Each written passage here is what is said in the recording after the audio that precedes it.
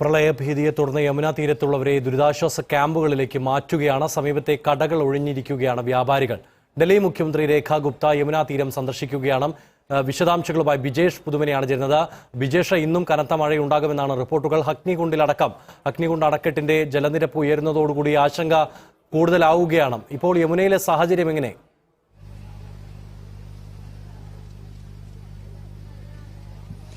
നിമേഷ്, യമുന നദി ഇന്ന് പുലർച്ചെ മുതൽ തന്നെ കരകവിഞ്ഞ് ഒഴുകുകയാണ്. ഇതിന്റെ തീരത്തുള്ള ജനവാസ മേഖലകളിലെല്ലാം ഇപ്പോൾ വെള്ളം കയറിയിട്ടുണ്ട്. നമുക്ക് ഈ ദൃശ്യങ്ങളിൽ നിന്ന് കാണാൻ സാധിക്കും. അതായത് വീടുകളിലേക്കല്ല, ഈ യമുനയുടെ തീരത്ത് ഒട്ടേറെ വീടുകളുണ്ട്, ചെറിയ വീടുകളുണ്ട്. അവിടെയെല്ലാം വെള്ളം കയറി മുട്ടിന് മുകളിലേക്ക് വെള്ളമുണ്ട്. അതുകൊണ്ട് തന്നെ ഇവിടെയുള്ള ആളുകളൊക്കെ ഇപ്പോൾ ഒഴിഞ്ഞുകൊണ്ടിരിക്കുകയാണ്. ആളുകളെ തൊട്ടടുത്ത് തന്നെ വിവിധ സ്ഥലങ്ങളിലായി ദുരിതാശ്വാസ ക്യാമ്പുകൾ, താൽക്കാലിക ടെന്റുകൾ നിർമ്മിച്ചിട്ടുണ്ട് സർക്കാർ.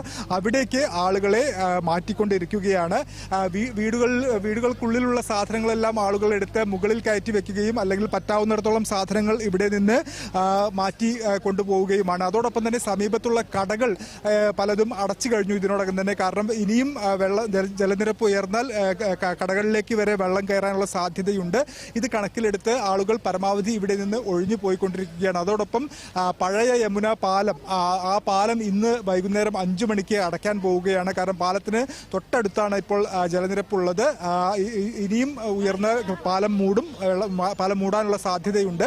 അത് കണക്കിലെടുത്ത് ഇതുവഴിയുള്ള ഗതാഗതം നിരോധിച്ചിരിക്കുന്നു. റെയിൽ ഗതാഗതം ഇതുവഴിയുണ്ട്, അത് നിരോധിച്ചിരിക്കുന്നു.